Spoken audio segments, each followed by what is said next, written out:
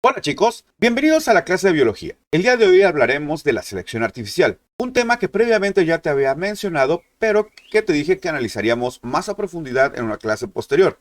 Hoy es ese día. Antes de empezar la clase, te invito a que vayamos a tu libro a la página número 199. Ahí vamos a encontrar en la parte inferior de la hoja árbol genealógico que tiene que ver con la reproducción y las clases y tipos de peces japoneses, goldfish o simplemente carpas rojas que encontramos en la actualidad. Analizando dicho árbol genealógico, podemos darnos cuenta que el ancestro común de todas esas variedades de pez japonés o goldfish o peces dorados como los conocemos también es la carpa común. Una carpa de un color gris, un color que realmente no resulta tan atractivo como los colores que actualmente tiene el pez japonés. Tu libro hace mención a este pez porque es una de las especies cultivadas más antiguas en el mundo. También ahí se menciona a las razas de perros. Perro común y el pez japonés son de las especies que han sido cultivadas o que han sido domesticadas por el ser humano y que además han sido seleccionadas de manera artificial. ¿Qué es la selección artificial? La selección artificial es el proceso por medio del cual el ser humano va analizando y va viendo qué características del individuo de esa raza le convienen y las va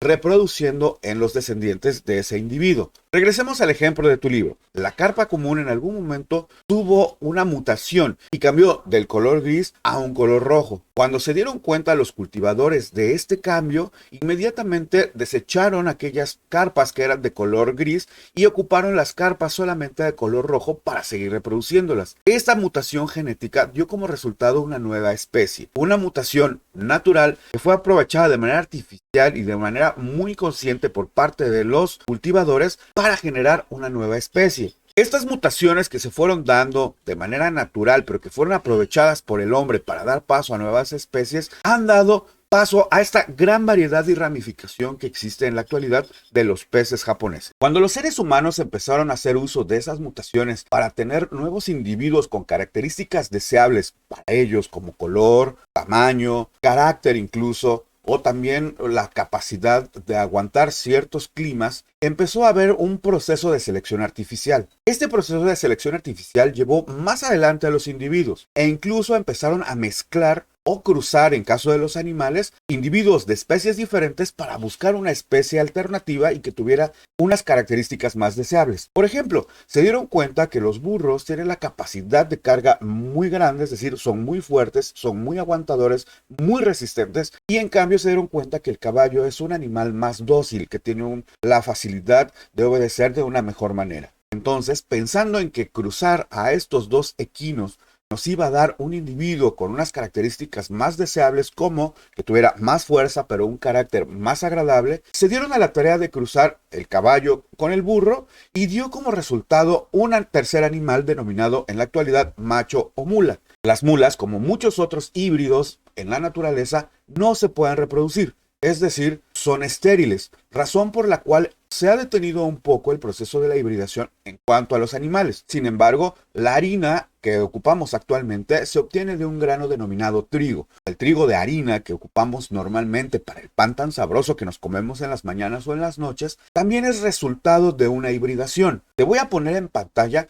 cuál ha sido el proceso de hibridación y de obtención del actual trigo de pan.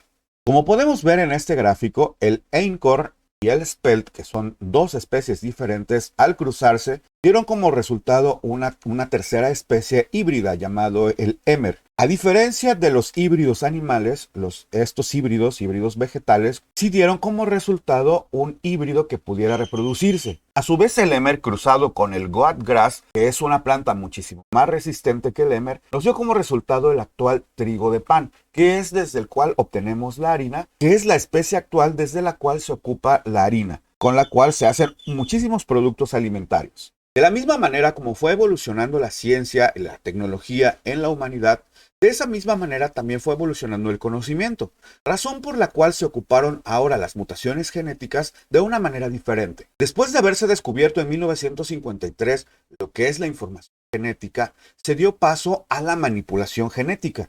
¿Pero qué cosa es la manipulación genética? Primero debemos saber que las características físicas de los individuos son controladas por los genes. Si hay cambios en algún gen, se produce la mutación. Algunas veces la mutación es simplemente natural, sucede de alguna manera en la naturaleza.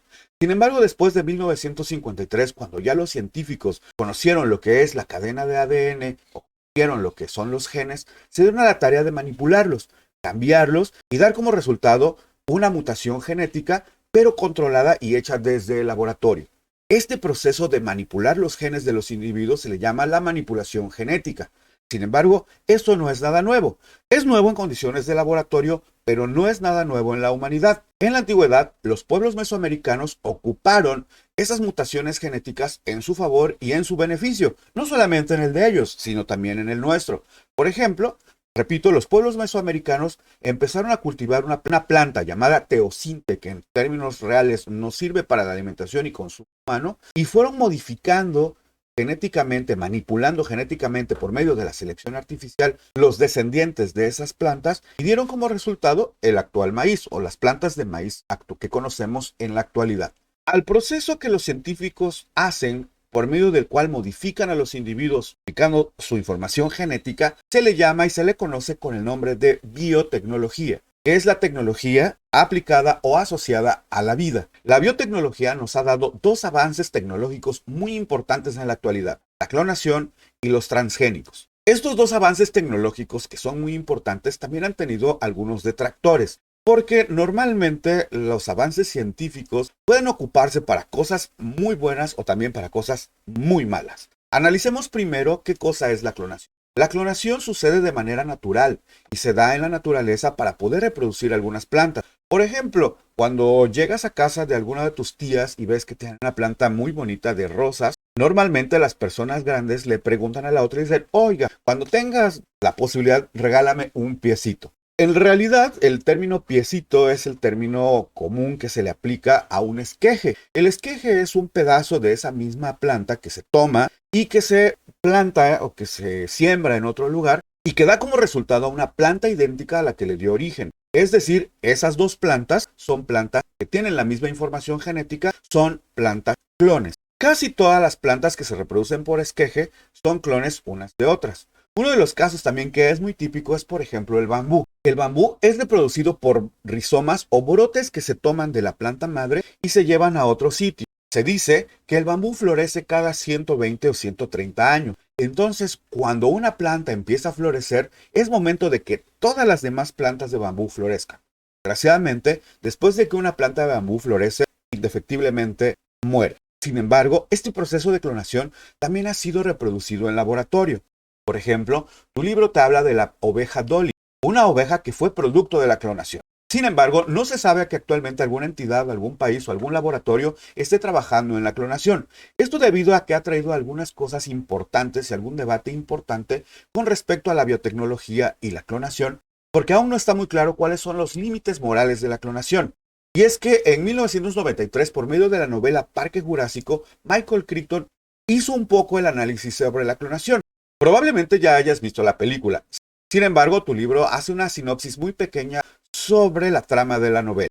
Y es que ese es el problema. Traer a la vida por medio de la clonación especies que ya desaparecieron de la faz de la Tierra y cuáles serían los efectos nocivos que pudiera haber en el estado actual que conocemos de la vida. También en algún momento los científicos han querido volver a traer a la vida especies extintas, pero no tan antiguas como los dinosaurios, sino más recientes, como por ejemplo el tigre de Tasmania o también los mamuts. Sin embargo, como no están muy claros los límites éticos de la clonación, por el momento se ha detenido. Este debate ético también ha alcanzado a los productos transgénicos. ¿Pero qué cosas son los productos transgénicos? Son una manipulación genética creada en laboratorio en el cual se ha manipulado la información genética y se ha introducido un gen al menos de una especie diferente. Por ejemplo, esto ha dado lugar a especies que son muy resistentes a la sequía o a condiciones de temperaturas extremas. Pero para poder lograrlo, algunas veces han metido información genética de algunos animales, lo cual evidentemente no se sabe cómo puede repercutir en nuestro organismo si nosotros consumimos estos productos transgénicos. En México, se ha dado un debate muy grande por la introducción de semillas de maíz transgénico. Una empresa que es la líder a nivel mundial llamada Monsanto es la que se ha encargado de llevar estos productos transgénicos y estos cultivos a muchas partes del mundo. Sin embargo, aún no sabemos cuáles son los resultados de la ingestión de esos productos transgénicos en nuestro organismo. El debate todavía se ha dado. Por eso es muy necesario que ustedes, los jóvenes de ciencia, sigan haciendo ciencia, sigan estudiando, sigan investigando para que más adelante puedan dar respuesta a todas estas interrogantes que el avance de nuestra tecnología y de nuestra ciencia ha puesto en nuestra mesa y que actualmente no estamos capacitados a poder responder. Sin embargo, estoy completamente seguro que ustedes, las nuevas generaciones, harán la ciencia necesaria para que estas preguntas no queden sin respuesta. Ahora pasemos a la actividad de esta clase. Recuerda que tu actividad me la debes de enviar por correo electrónico a la dirección que está corriendo en el cintillo aquí abajo. Debes de escribir en la parte superior de tu hoja donde vas a hacer tu actividad tu nombre completo, grado y grupo. La actividad de esta clase es muy sencilla. En la página 205 tienes una serie de preguntas con respecto a la clonación. Es necesario que me respondas la pregunta número 3 que dice, reflexiona. Si pudieras clonar un animal, inciso A, ¿cuál sería? B, ¿por qué seleccionaste este animal? C, ¿cómo lo harías? Y D, ¿por qué lo harías? Respóndeme por favor estas 4 preguntas en tu libreta, le tomas una foto y me lo envías al correo electrónico el día lunes. Recuerda, mi nombre es Elijah Fet Cuateta Contreras. Soy tu maestro de biología. Gracias por estar conmigo en esta clase y nos vemos en otra clase donde seguiremos analizando y estudiando el apasionante mundo de la ciencia. Hasta la próxima, chicos.